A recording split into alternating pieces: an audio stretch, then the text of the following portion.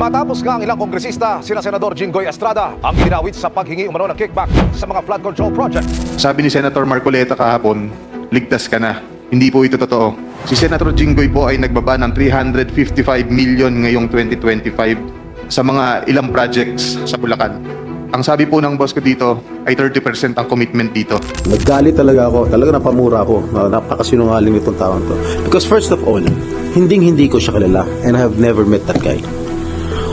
Just common sense. Will you think I will be actively participating in this investigation na nandun siya, nakilala ko siya, nagbibigay siya ng pera sa akin?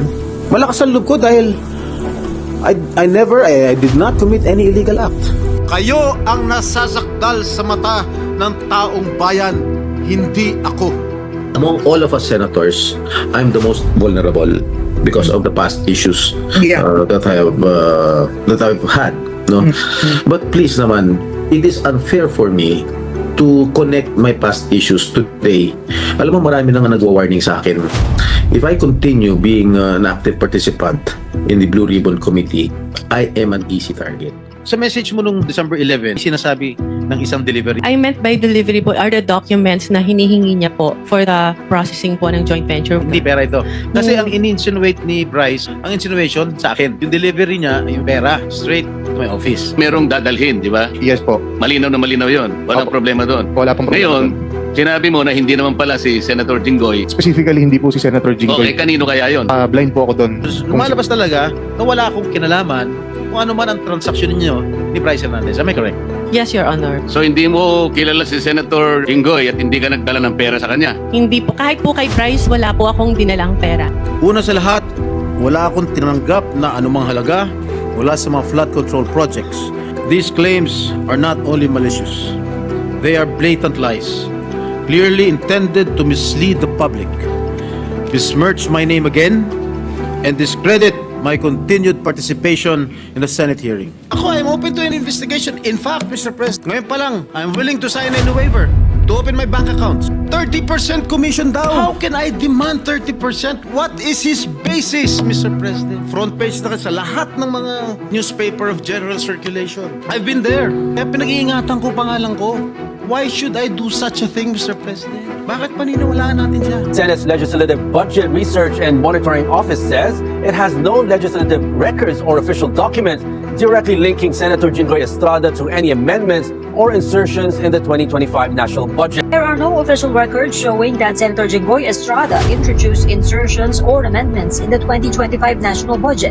This was the information given to the Office of the Ombudsman by the Senate's Legislative Budget Research and Monitoring Office.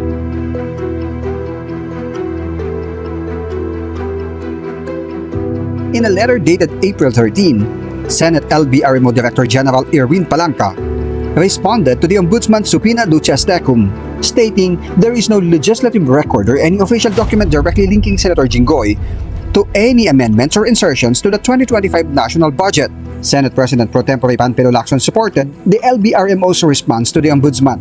Lacson said, Senator Jinggoy is not behind the appropriations for some flood control projects under the approved 2025 national budget. Sa kaso ng ng ating kasamahan na Senator Jinggoy Estrada ay mayroong bagong development na nagganap sa pamamagitan ng LBRMO na nagpahayag na hindi si Senator Jinggoy ang proponent base sa record ng mga proyektong una nang naiugnay sa kanya. Philippine Senate President is installed ahead of the expected impeachment trial of Vice President Duterte. The new Senate President, Alan Cayetano, insists the leadership change has nothing to do with it.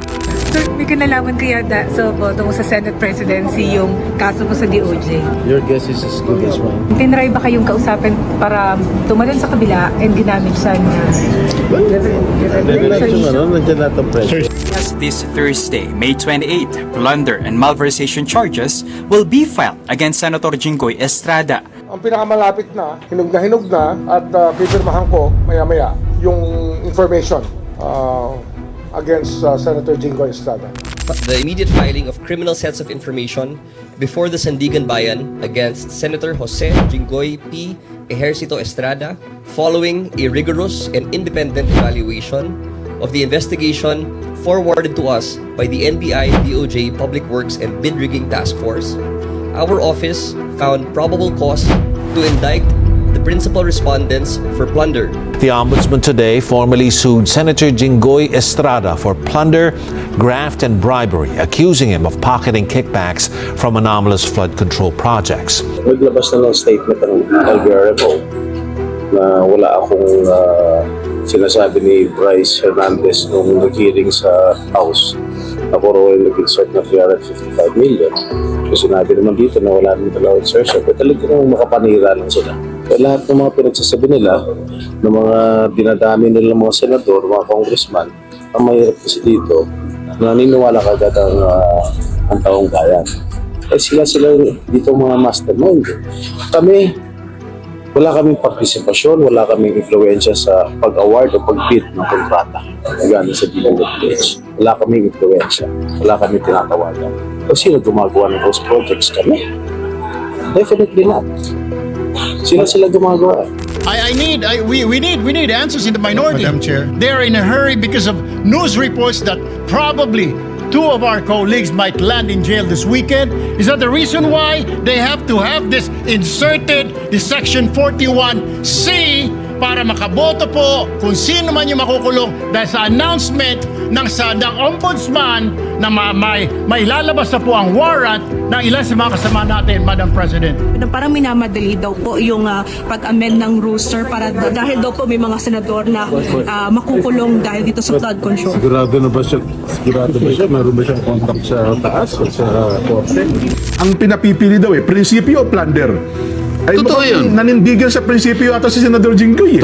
Yung pressure na ina-apply sa kanya, kahit sino siguro, tao ka lang naman eh. Di ba? Lalong-lalo na kung alam mong wala ka namang kasalanan, kahit ano pang pangangatwiran mo sa ilalim ng kanilang pagpaprosecute na ito, wala kang kalaban-laban. Kapag pinail nila sa Sandigan Bayan, arestado ka kagad, kulong ka kagad, ganun kasimple. Ang mangyayari ron, nahiwalay nila sa amin, hindi siya makakapag-attend ng hearing. Opo.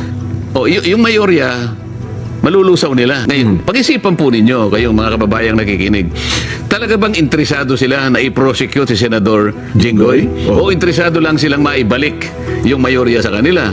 Kasi kung talaga may kasalanan yung tao, ba't kinakailangan mong gipitin? Ba't kinakailangan siyang umalis? At sasabihin mo sa kanya, para hindi ka na mahirapan.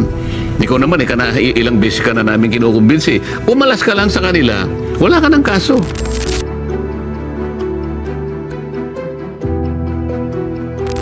Senator Jinggoy Estrada has surrendered to the anti-graft court over criminal charges tied to last year's flood control scandal. We are showing you live shots from outside the Sandigan Bayan in Quezon City, where the senator turned himself in to post bail this afternoon. If this is the price that I have to pay for standing on my principles and what I believe in, so be it.